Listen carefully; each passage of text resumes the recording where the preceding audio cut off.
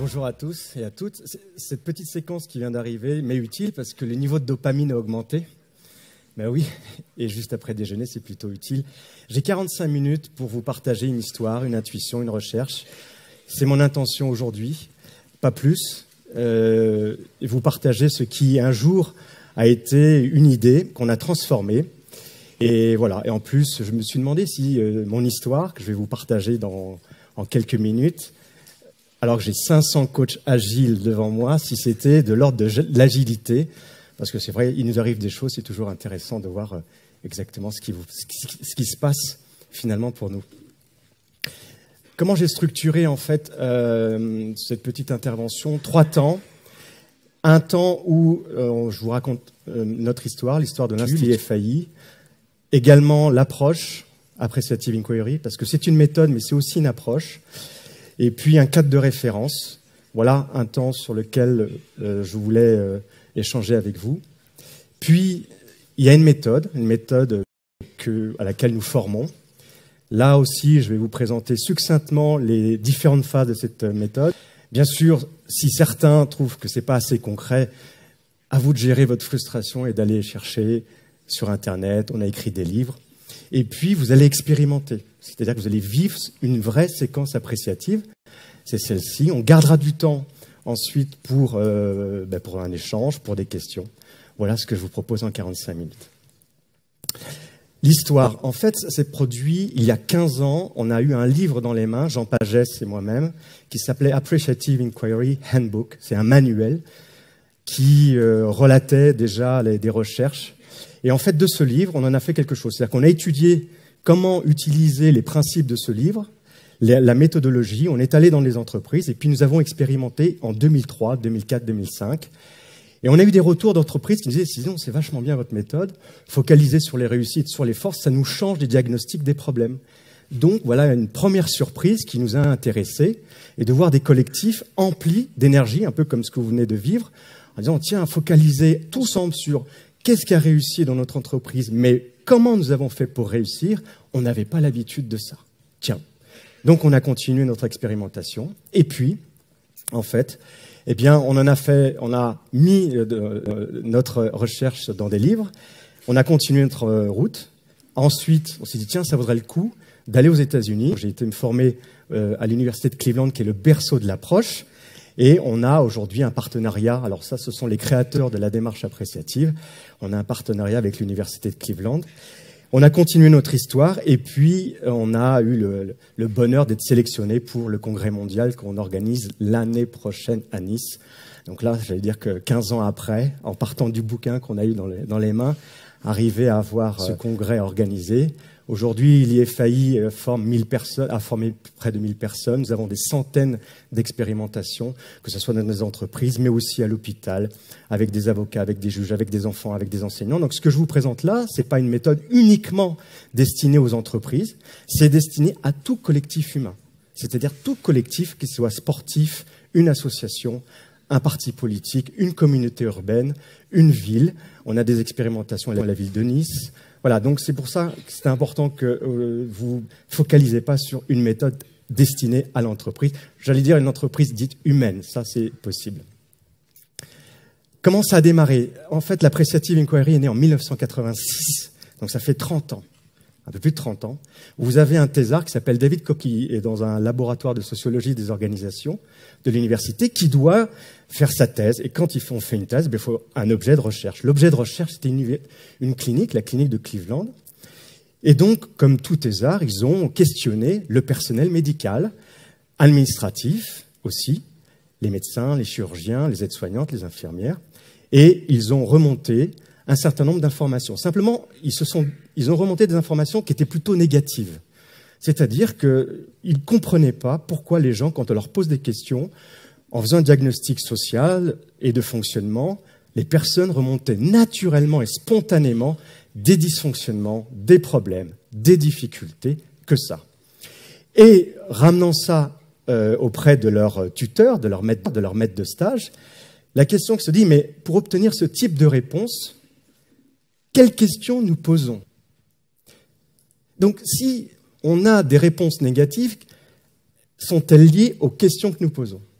Et finalement, ils se sont dit, tiens, ça vaut peut-être le coup d'inverser les questions. C'est-à-dire que si on veut obtenir d'autres réponses, on peut changer les questions. Et donc, ils ont refait un autre passage, ils ont diagnostiqué, mais cette fois avec des questions dites appréciatives. C'est parlez-moi de votre métier, qu'est-ce que vous préférez faire dans votre métier, comment vous avez réussi à être complètement engagé dans votre métier, avec qui, comment ça a fonctionné, savez-vous ce qui vous satisfait le plus. Donc, vous voyez que la nature des questions a orienté les personnes dans une direction qui n'était pas du tout la première. Ils ont obtenu des réponses, énormément de réponses, mais bien sûr, à une question, il y a une réponse, mais à une question positive, il y a une réponse positive. Deuxième effet, j'allais dire qui se coule, c'est que les personnes qui répondent de manière positivement, eh bien, c'est un peu ce qu'on vient de vivre là, c'est qu'elles sont contentes de partager quelque chose qui a marché, qui a réussi. Donc, le système émotionnel, les petits neurotransmetteurs sont plutôt dopaminiques. Il y a de l'émotion positive. Quand il y a de l'émotion positive, il y a un phénomène qu'on étudie aujourd'hui en psychologie positive, c'est qu'il y a plus de créativité, plus d'engagement, plus de coopération. La direction de l'hôpital de Cleveland a observé qu'il y a eu un mouvement d'engagement et de créativité bien au-delà de ce qu'ils espéraient. Et de là, en fait, il y a eu des études, et puis Copperrider, vous voyez le titre de sa thèse, qui est Appreciative Inquiry Toward a Methodology for Understanding and Enhancing Organization Innovation. Voilà la naissance de l'AI. 86, pendant 10 ans, ça n'a pas bougé de l'université. Et puis petit à petit, il y a des entreprises qui se sont dit, tiens, ça vaudrait peut-être le coup d'expérimenter en entreprise aux États-Unis. Et puis nous avons amené ça en France. Alors, en fait, voilà notre cadre de référence. C'est-à-dire que dans tout système humain, nous avons ça en arrière-plan. Vous êtes coach, consultant, moi aussi je le suis. J'ai passé des années à diagnostiquer des problèmes, à faire des recommandations. Mais en fait, ça a changé mon métier de me dire, mais quand vous me racontez votre histoire et vous avez une difficulté, je n'arrivais pas à entendre de mon interlocuteur ce qui était source de vie. Qu'est-ce qui marche finalement? À vous entendre, rien ne fonctionne. Et donc, en fait, c'est notre présupposé, c'est que même si on vous déclare que dans un système humain, il y a des difficultés, il y a des problèmes, nous, on va chercher ce qui fonctionne, ce qui marche. C'est un peu la différence entre appréciatif et positif. Vous l'avez pas, ça vous a pas échappé. Il y a un balancier en ce moment. Tout est positif, coach positif, consultant positif. Il y a même le bonheur. Si vous n'avez pas un livre sur le bonheur, vous êtes un peu has-been. Il y a le bonheur en procédure, bonheur au travail. J'émets maintenant une réserve sur cette posture. En fait, pour vous faire la distinction entre une posture appréciative et une posture positive, la différence, je prends une analogie avec un bulletin scolaire. Vous avez un bulletin scolaire qui vous arrive. Donc, il y aura les prochains qui vont arriver, hein, parce qu'on arrive en décembre. Être positif, c'est reconnaître, récompenser une bonne note. OK. Voilà, ça, c'est être positif. Être appréciatif, c'est un peu plus. C'est dire, tiens, tu as une bonne note, raconte-moi comment tu as fait. Qu'est-ce qui s'est passé? Pourquoi tu as eu une bonne note?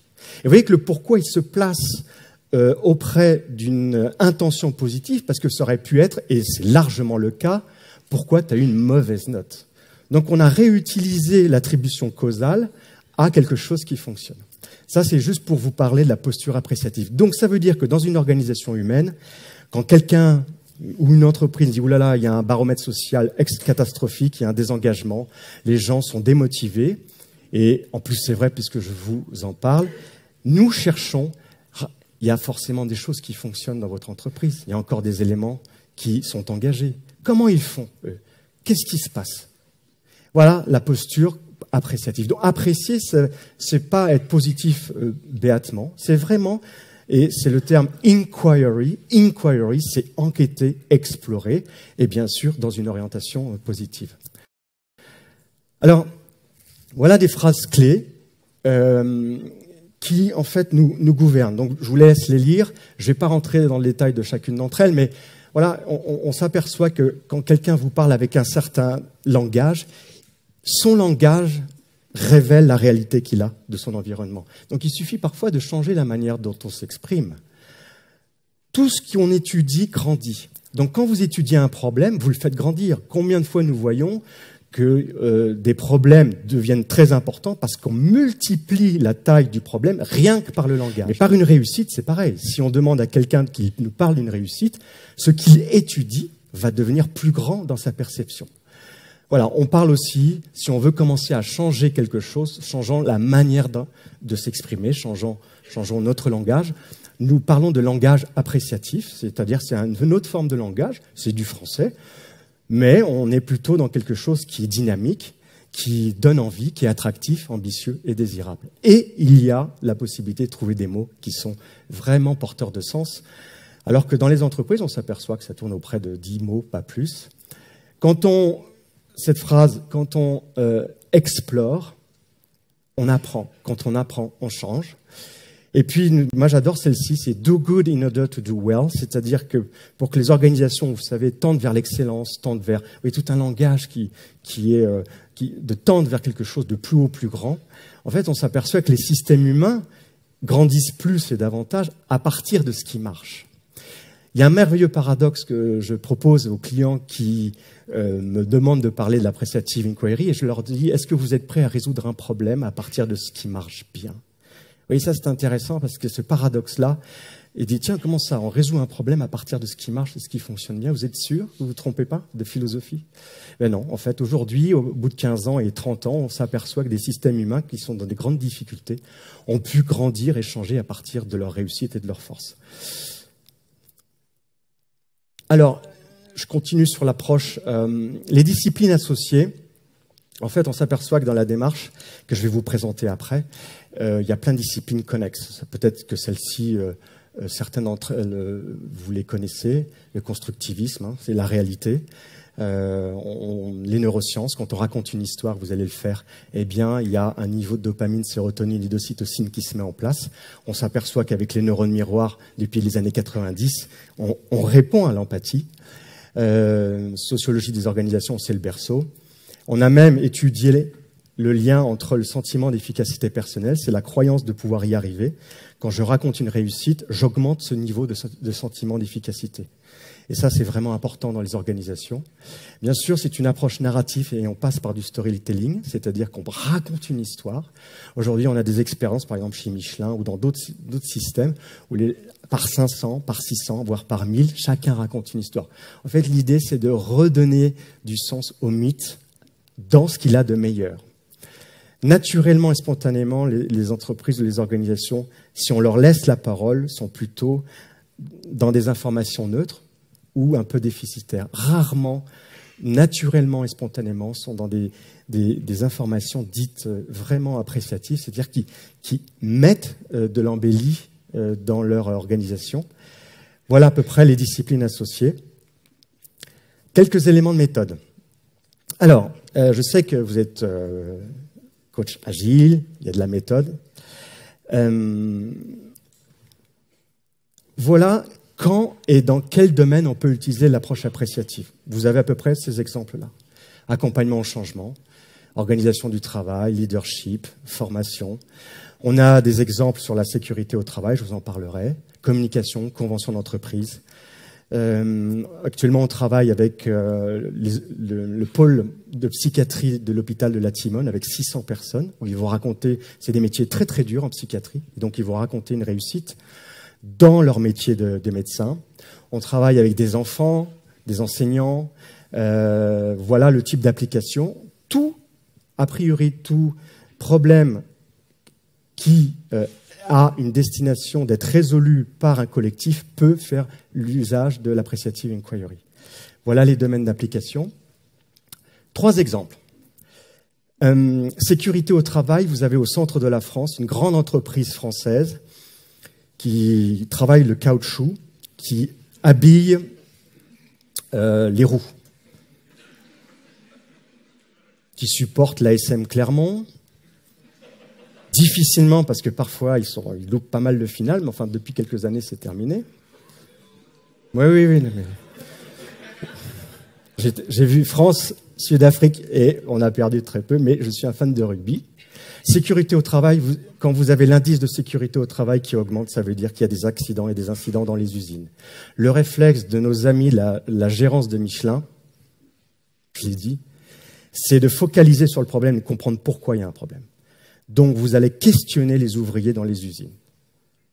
Ce qui se passe, c'est que les questions que vous posez sont qu'est-ce qui fait qu'il y a eu un incident, il y a eu un accident, pourquoi la palette, elle était dans la rangée, pourquoi le cariste, là, n'a pas pu l'éviter et pourquoi il est allé sur le stockage et il s'est renversé. La nature des questions dans un mode résolution de problème sont des questions qui amènent les individus à être dans la défense. C'est pas moi, c'est l'autre, c'est le système. Quand ils ont eu vent de cette approche, l'appreciative inquiry, déjà ils ont vérifié si c'était pas une secte, parce que franchement ils ont dit mais c'est né où, c'est universitaire, vous avez fait quoi comme étude, enfin c'était le scan. Et on leur a dit, et c'était assez simple de leur demander, avez-vous été témoin que l'indice de sécurité au travail chez vous était satisfaisant? Question d'enfant. Ben oui, bien sûr. Bon. Est-ce que quand il est satisfaisant, savez-vous ce que font les gens dans les usines pour y arriver, pour atteindre cet indice? Que font les personnes quand elles produisent de la sécurité dans les usines, au stock, quand elles livrent, quand elles sont en chimie? Que font-elles? Eh bien, écoutez, c'est intéressant parce qu'ils nous ont dit on n'avait pas pensé à ça. Je dis, ben oui, vous pouvez questionner sur... On ne nie pas le problème de la sécurité au travail, mais on peut questionner un ouvrier chez Michelin, un agent de maîtrise, un tourneur, un fraiseur, un chimiste sur quel comportement tu as quand tu produis de la sécurité, de mettre ensemble tout ce collectif, qu'ils mettent à jour des comportements qui produisent de la sécurité à 3 niveaux, pour moi et mon écosystème, mon collègue, et puis dans la relation avec la machine. Eh bien voilà, on a eu une collection de comportements qui en fait ne sont pas des comportements qui produisent de l'insécurité, mais l'inverse. Quand vous mettez à jour des comportements, donc des compétences qui produisent un résultat, c'est plutôt intéressant de faire grandir ça que de tenter de diminuer les comportements qui produisent de l'insécurité. Donc vous voyez que l'apprentissage, il est parti de ce qui fonctionnait, de ce qui donnait du sens au travail. Absentéisme. Une entreprise, taux d'absentéisme, 15%. Quel réflexe a un DRH avec un pourcentage de 15% de taux d'absentéisme? Son réflexe, c'est de passer de 15 à 12, parce que ça coûte cher, et de 12 à 10, et à 9. Donc, n'importe qui dirait, je voudrais savoir ce qui fait que les gens sont absents au travail. OK ? Bien sûr, ça fait un document. Dans les cas de RPS, ça fait le document unique. On a les causes, on a les facteurs qui font que les personnes sont absentes. On peut poser une question inverse, dire, écoutez, moi je nie pas que les gens vous avez une difficulté à cet ordre-là, mais que font les gens quand ils sont au travail, qu'ils sont engagés? Est-ce que vous avez déjà questionné là-dessus? Dit autrement, est-ce que ça vous intéresserait, vous voyez, si vous êtes, allez, on va dire, à 90% de personnes engagées, de faire grandir les 90 plutôt que de diminuer les 10? Donc, si vos managers connaissent ce qui produisent de l'engagement, ça vaudrait peut-être le coup d'installer ça dans une charte managériale, par exemple, et de faire en sorte que le collectif, eh bien, on fasse en sorte qu'il soit nettement plus engagé pour diminuer une potentielle absence au travail. Voilà, vous voyez la différence. Donc, en fait, c'est pas qu'on résout le problème de l'absentisme, c'est qu'on le dépasse. Défaut de qualité d'une pièce mécanique à Annecy, vous avez un détecteur de gaz qui, à un moment donné, était de mauvaise qualité. Les Américains qui recevaient ce détecteur renvoyaient à chaque fois ces pièces. Donc ça coûtait cher. N'importe quel directeur d'usine, et c'était le cas, ils ont missionné des consultants pour comprendre ce qui se passait. Alors donc batterie d'outils, le SWOT, Ishikawa, cause effet, arrête de poisson, plus d'autres outils. Ça marchait pas. On m'a demandé d'intervenir. Je dis, oulala, une pièce mécanique, on ne fait pas dans l'acier, nous. Hein. Mais par contre, on fait dans l'humain qui fait l'acier. Donc, réunion, directeur de prod, directeur technique, c'était une quinzaine. Je dis, oula, c'était impressionnant. Et je leur ai dit, mais est-ce que vous avez été témoin qu'à un moment donné, cette pièce mécanique, ce détecteur de gaz, qui équipe les airbags, qui équipe plein de matériel aujourd'hui, est-ce que vous avez pu voir que cette pièce-là, à un moment donné, était satisfaisante? Moi, ce qui m'intéresse, c'est de comprendre comment font les ouvriers derrière leur machine quand ils réussissent. Parce que si on va chercher ce qui ne va pas, ben ok, peut-être qu'il faut changer une pièce ou une machine. Et donc là, on dit dans notre jargon une AI. Alors c'est une réunion, hein. Et puis ils sont venus en pompe sécu, en cheval, et puis en fait on a compris que c'était un simple problème d'engagement. Chez Botanique, si vous connaissez Botanique, c'est un peu comme Truffaut au Jardinland, ils vendent des jardinières, des problèmes de chiffre d'affaires. Donc que fait un directeur de magasin quand vous avez des vendeurs qui font pas suffisamment? On leur dit de faire plus avec moins, c'est-à-dire plus de clients et moins de temps avec les clients, parce qu'il faut augmenter le chiffre. Mais quand on a questionné les 320 vendeurs de Botanique, on leur a demandé comment vous faites quand vous réussissez une belle affaire, une belle vente. Eh bien, le facteur principal qui permettait à ces vendeurs de réussir une belle vente, c'était le facteur temps. Ce qui veut dire que la direction générale produisait l'inverse de ce qu'elle voulait obtenir. Ah, c'est incroyable. Oui, donc ça, c'est un peu la tournure d'esprit. Je dis bien qu'on ne nie pas les problèmes ni les difficultés. On tente de les dépasser par une autre voie. La méthode, en fait, c'est 5 phases. On a une première phase, donc c'est une approche hautement participative. Il n'y a pas de coach AI, de consultant AI, c'est le collectif, quel qu'il soit.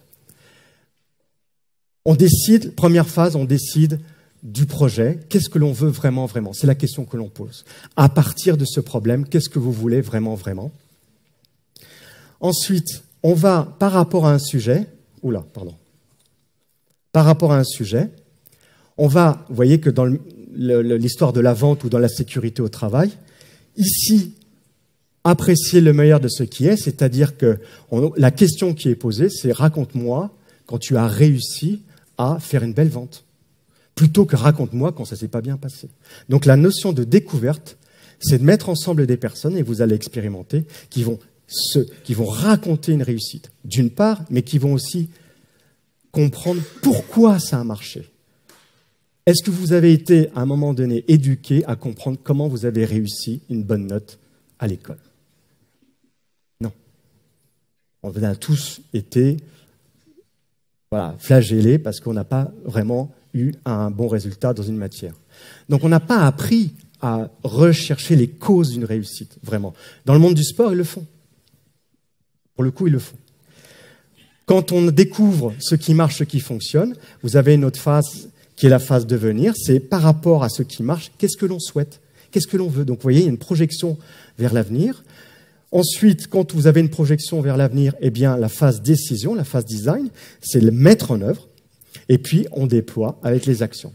Ce qui veut dire que quand on est dans une méthodologie appréciative, on démarre par une réussite et ça se termine par une action concrète. Voilà. Je vous ai remis en fait les phases. Phase définition, c'est un commanditaire qui définit une ambition, donc c'est comme dans des projets classiques. Que veulent les commanditaires? Ils choisissent les thématiques. Sur quel thème on va faire réfléchir le collectif. La phase découverte, c'est réunir les participants et leur permettre d'échanger sur leur réussite et les mécanismes de succès sur ces thématiques. Problématique de communication entre deux services. Qu'est-ce qui fait qu'à un moment donné, ça a bien marché? Problème d'organisation. Qu'est-ce qui fait que notre organisation a bien fonctionné? Problématique de responsabilisation d'autonomie au travail. Qu'est-ce qui fait qu'à un moment donné, ça a bien marché? Dans une entreprise, ils ont un sujet, c'est la responsabilisation. Alors, ok, interrogez comment fait les employés, que ce soit la direction générale et tous les niveaux hiérarchiques, et quand vous vous sentez responsable, par quoi vous passez? Voilà. Ensuite, eh bien, quand on a découvert ce qui marche, eh bien, on se projette sur les sujets comme la communication, la responsabilisation, l'autonomie, le management. Qu'est-ce que l'on souhaite? Qu'est-ce que l'on désire? Et puis ensuite, ce que l'on désire, vous l'avez compris, on le met en œuvre et on le déploie par des actions concrètes. Voilà, là vous avez un exemple, 500 militaires dans une salle, 2 par 2, ils sont en train d'échanger sur une réussite. C'est hautement collectif. On a maintenant des expériences de plusieurs milliers avec la Lyonnaise des Eaux. Actuellement, on travaille avec des universités qui fusionnent. Dans une fusion, c'est intéressant. C'est-à-dire, qu'est-ce qui fait que tu viens avec quelle force, tu rencontres quelle force, et les gens échangent sur les réussites. Vous voyez, dans une cas d'une fusion, on a tout souvent ce qui se met en place, c'est la comparaison sociale. C'est, vais-je me faire manger? Comment il va me manger? Là, en fait, le petit partage avec le plus gros une réussite. Je ne dis pas que ça résout tout, mais ça produit aussi un sentiment d'être meilleur et de ne pas avoir celui qui est de se sentir absorbé. Alors, je regarde l'heure. Voilà. Alors, ce que je vous propose, 2 par 2, vous allez échanger.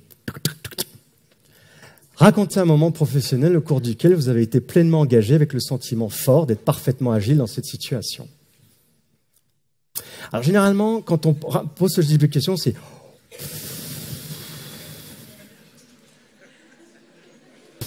oh là là là là là. Et c'est 99% des gens se Et vous savez pourquoi on fait parce qu'on n'a pas eu l'habitude. Une réussite. Ah non, alors par contre, j'ai plein de problèmes. Hein. Ça, non, je veux dire, j'en ai plein là. Et Jérôme, on rajoute du temps parce qu'on a des problèmes là.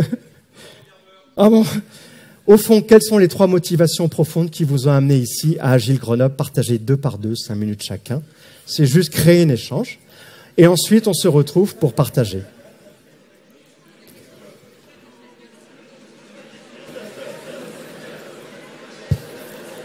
Ouais.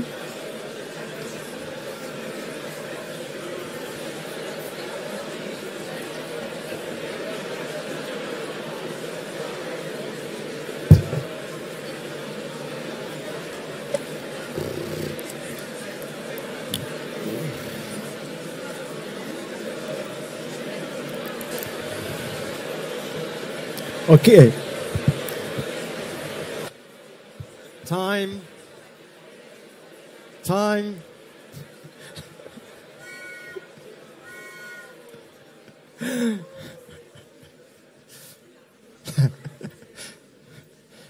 Je sais, c'est frustrant de s'arrêter.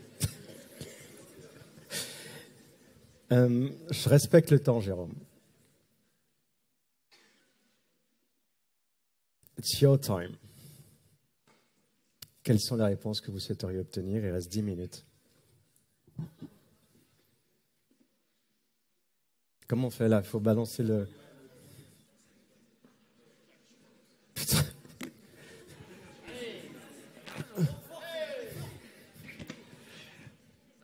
Dans les expériences que vous avez partagées, vous nous avez souvent dit qu'ils avaient essayé une méthode plus classique d'approche des problèmes avant de passer à l'appreciative inquiry. Vous avez vu des différences de qualité d'évolution ou de rapidité d'évolution en utilisant directement l'appreciative inquiry avant de, par échec, passer à l'appreciative inquiry? Non, je n'ai pas mesuré des différences en partant directement avec une approche appréciative et celle où il y aurait eu avant une résolution de problème. Je pense que des organisations, notamment je pense à une qui est passée par la résolution de problèmes, ils ont dit « Ah, enfin on reconnaît ce qui marche ». C'est le sentiment émotionnel, c'est le mouvement émotionnel que ça a suscité. Ouais. Mais je n'ai pas vraiment mesuré des différences. Non. Je vous laisse...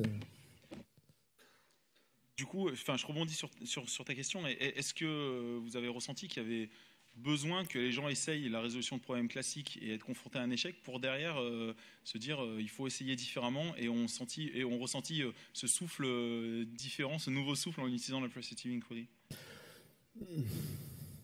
La résolution de problèmes, on est né avec ça. Hein. Donc c'est naturellement quelque chose qu'on a depuis Descartes. D'abord, en fait, votre bon sens tente de résoudre le problème. Vous ne restez pas avec une douleur.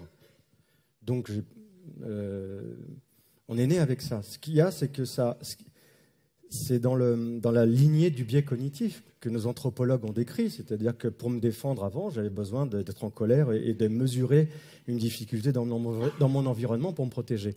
Après, effectivement, on a connu ça.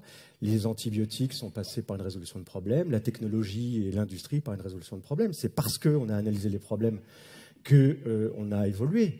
La difficulté qu'on a rencontrée, c'est qu'on a transféré la manière de résoudre un problème du milieu industriel et on s'est dit, on va utiliser ces mêmes méthodes dans le milieu humain, entre nous. Mais on passe d'un monde compliqué à un monde complexe. Ah, ben oui. C'est comme, on me dit souvent, oui, mais est-ce que ça marche, l'appreciative inquiry? C'est pas que ça marche ou ça marche pas. il se passe quelque chose.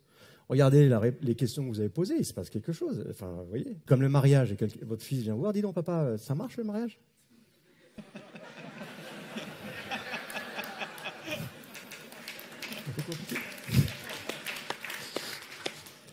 Donc voilà,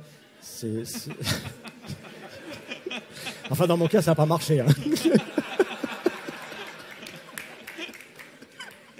Mais bon, il s'est passé quelque chose. Oula.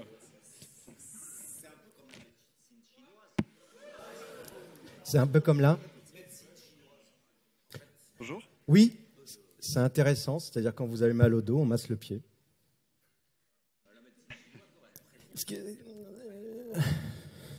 Vous avez le symptôme et la maladie. En France, on s'occupe du symptôme parce qu'on pense que ça va résoudre la maladie. En médecine chinoise, vous êtes vision plus holistique. C'est bien ce que je dis, c'est que si j'ai mal là, c'est probablement que j'ai besoin de me détendre. Donc tu vas respirer 5 fois.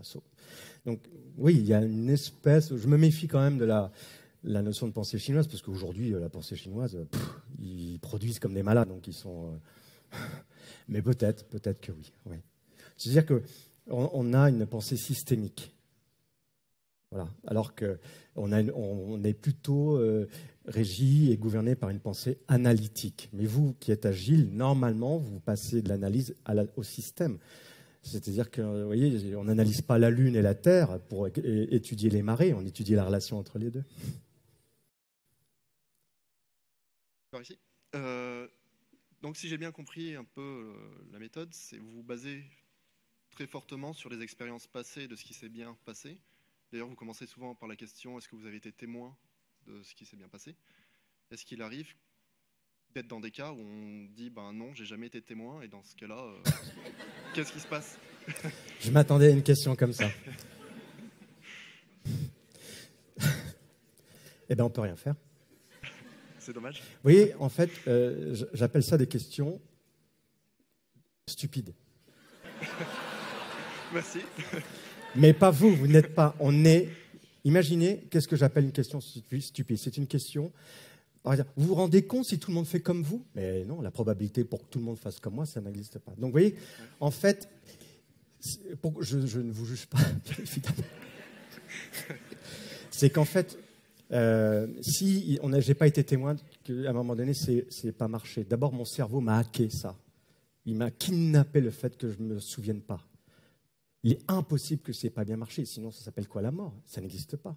Tout système humain, il y a eu des moments où il y a eu des moments de bonheur, des moments de performance. Si lui n'est pas témoin parce qu'il vient d'arriver dans l'entreprise, bah, il se renseigne avant. Vous voyez ce que je veux dire? Simplement, quand je dis que c'est une question dite stupide, et pardonnez-moi de le dire comme ça un peu frontalement, c'est qu'en fait, c'est « Oh oui, mais si ça n'a jamais marché, bah, c'est qu'on ne peut rien faire. » Il y a une belle manière de dire « Est-ce que vous voulez résoudre votre problème? » Oui. Prouvez-moi que vous en avez les moyens. Oh ben, aucun problème. Ben, comment je fais? Parlez-moi de comment ça s'est passé quand ça a bien marché, parce que c'est bien là-dessus qu'on va s'appuyer. Comment font les personnes dans des situations extrêmes? Comment elles font pour s'en sortir? Ben, elles sont passées par des ressources. Il faut bien qu'on s'appuie là-dessus. Ben oui, c'est de la résilience. Donc, quelqu'un qui vous dit qu'il n'a jamais été témoin, soit c'est de la mauvaise foi, soit il n'a pas eu la présence d'esprit de questionner son système pour comprendre dans quoi il est fort et comment il fait quand il est fort. Donc voilà, non, il n'y a jamais eu il n'y a pas ce genre de questions. Il y a des questions comme ça, mais globalement, non, je provoque en fait. D'accord. C'est génial ce truc-là. Je fais le parallèle avec quelque chose que je connais plus moi, qui est l'approche orientée solution. Oui. J'ai entendu des coachs orientés solution dire ce qui est très important, c'est vraiment de clarifier l'état désiré, donc la solution, et peu d'analyser les clés de réussite. Dans votre expérience, c'est quoi que ça amène en plus de vraiment identifier ses ressources plutôt que juste définir vers quoi on veut aller? Répétez. Cette étape de comprendre pourquoi on a réussi, est-ce qu'elle reste indispensable pour moi? Elle est toujours dans l'analytique. Est-ce que juste définir très clairement la solution, c'est pas suffisant aussi? Non, parce que définir une solution, je m'appuie sur quoi? En fait, il y a une différence entre le désir et une solution. Je ne compare pas avec l'approche centrée solution, l'approche centrée ressources, qui sont des approches individuelles. En fait, il y a bien une différence entre trouver une solution à un problème et désirer quelque chose. Nous, on est sur le désir. Quand l'aspirateur est en panne, la solution, c'est de le réparer. Mais il y a bien une différence entre la solution et ce que je désire faire. Ce que je désire, c'est quoi? C'est nettoyer. Donc l'énergie, elle est là. Alors qu'on passe du temps à trouver la solution au problème. Parfois, on oublie ce qu'on désire. On peut passer du temps à trouver un problème entre nous, mais qu'est-ce qu'on désire vraiment? Par exemple, on peut tout à fait dire, bon, vous voulez résoudre ce conflit-là entre vous, les équipes, là, ou entre couples? Bon, ok, et après? Pourquoi? Ça sert à quoi? Ben oui, c'est vrai, ça sert à quoi? Ça sert à rien si on ne s'est pas projeté sur le après. Une fois que le conflit est résolu, à quoi ça nous permet d'atteindre? Vers quoi on veut aller? Donc, on n'est pas tout à fait dans l'approche centrée solution, on est dans l'approche centrée désir. Parce que c'est tout simple, c'est que le désir, c'est quelque chose que je veux obtenir. On est d'accord avec ça? Ça va alimenter la zone de la récompense qui, une partie de votre cerveau, ceux qui sont un peu neurosciences là-dedans l'ont bien compris, c'est dire pourquoi je vais vers ce désir-là? Parce que quand je l'aurai, je serai récompensé. Donc, le niveau de dopamine, il augmente. La solution, elle me ramène au problème, puisqu'il faut que je trouve une solution. Donc, vous voyez, il y a un peu des parallèles, mais c'est un peu le même esprit en tous les cas. Je ne sais pas si c'est une bonne question.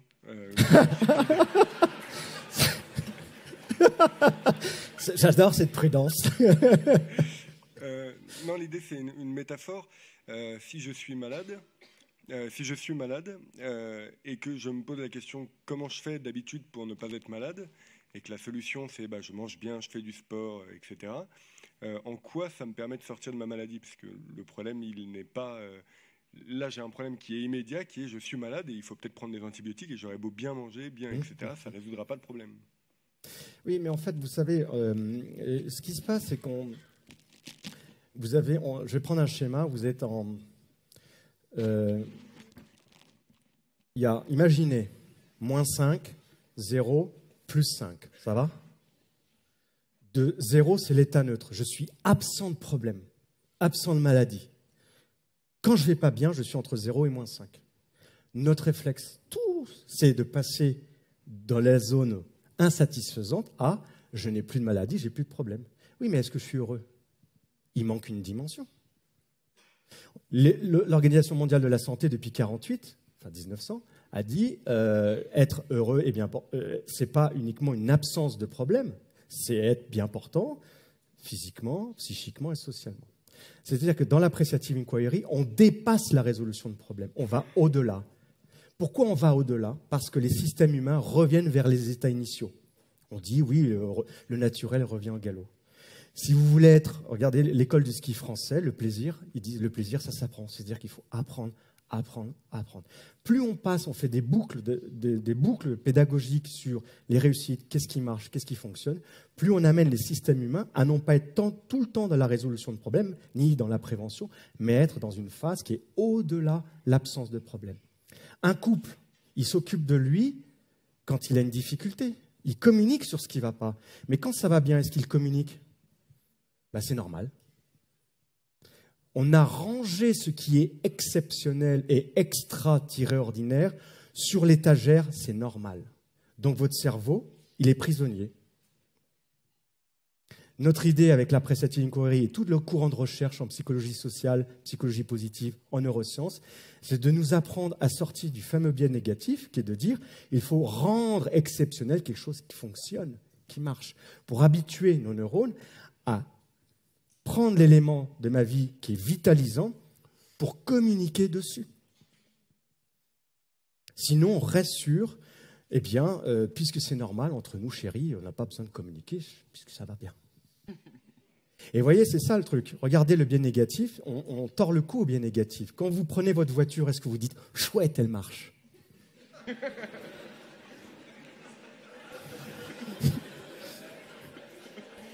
Si elle marche pas tout le temps. Alors que vous devriez le faire. tous les jours. Vous faites un café, chouette, le café, elle marche. Non, mais c'est vraiment un apprentissage, c'est de la plasticité cognitive. C'est de nous apprendre à être beaucoup plus que absent de problème. Je regarde l'heure. Encore une ou deux questions? Une? Non. Merci à vous. Si vous avez des...